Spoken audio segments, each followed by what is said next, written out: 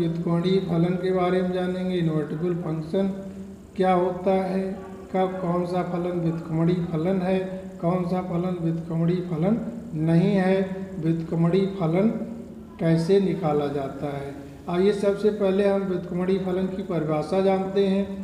तो यदि मान लीजिए कि f such that a to b और g such that b to a, दो फलन इस प्रकार से हैं कि f of g equal to i y equal to y या g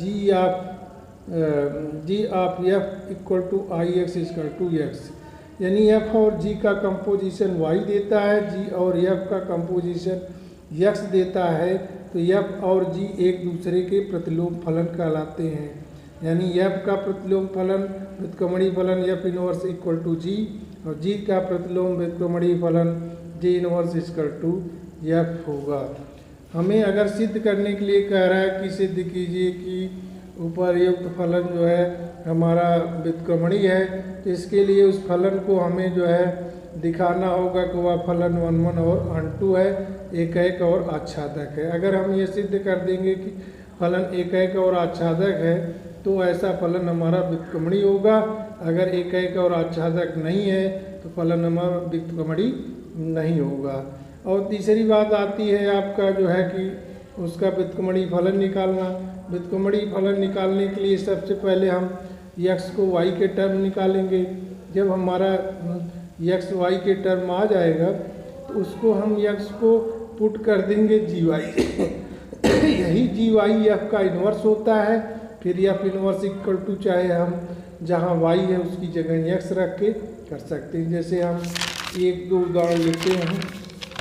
क्वेश्चन नंबर 4 में दिया गया हमें यदि f x equal to 4x plus 3/6x minus 4 x not equal to 2/3, तो सिद्ध कीजिए कि f of f x equal to x तथा x का प्रतिलोम फलन ज्ञात कीजिए।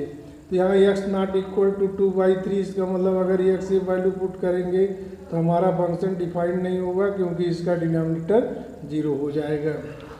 तो आइए हम देखते हैं इसको।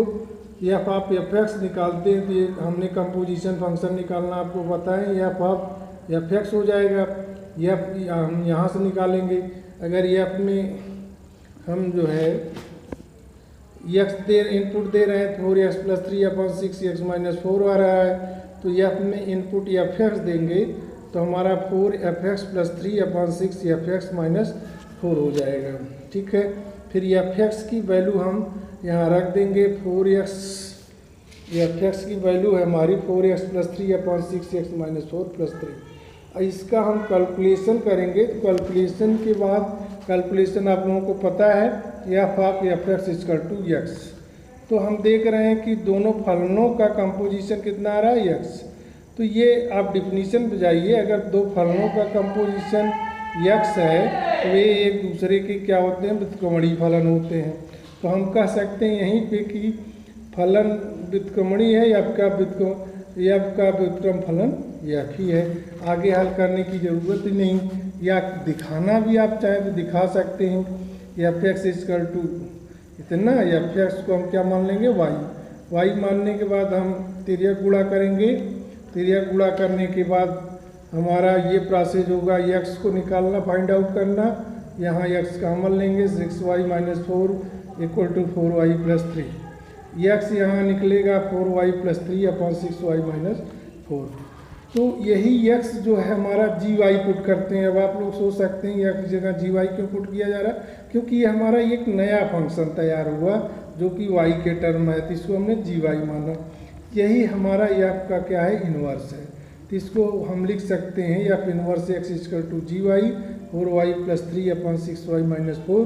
और बेहतर लिखना चाहें तो जहाँ y आया है उसकी जगह x लिख दीजिए, तो ये 4x प्लस 3/6x माइनस 4। अगर ये ना भी लिखेंगे, यही लिख देंगे कि फलन का व्युत्क्रमणीय फलन होगा gy equal to 4y plus 3/6y minus 4, तब भी सही है। ठीक है, एक क्वेश्चन और हम लोग देखते हैं। ये क्वेश्चन नंबर 7 है। यहाँ दिया गया है कि f(x) इक्वल टू, यहाँ दिया f(x) equal to 4x minus 3 द्वारा प्रदत्त फलन f such that R to R, इसका डोमेन आर है, रेंज भी आर है, पर विचार कीजिए और सिद्ध कीजिए कि यह फलन हमारा क्या है, व्युत्क्रमणीय है। एफ का प्रतिलोम फलन भी ज्ञात कीजिए। तो यहाँ हमें क्या करना है, पहले 1 1 दिखाना है, आन 2 दिखाना है।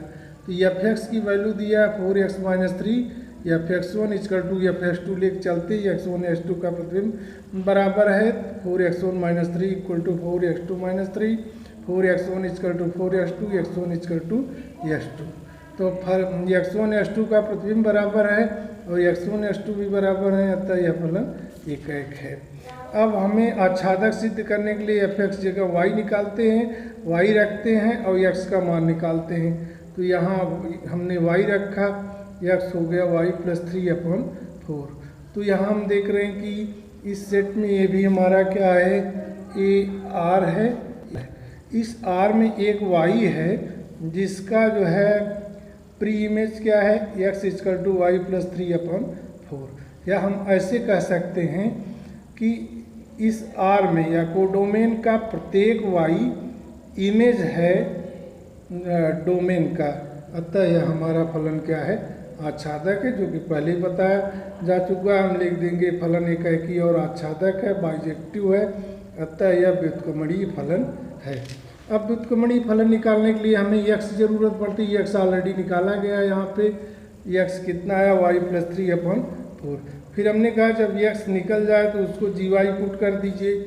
जब gy पुट करेंगे y+3/4, यही जो gy आया वही हमारा फलन f इनवर्स x हुआ।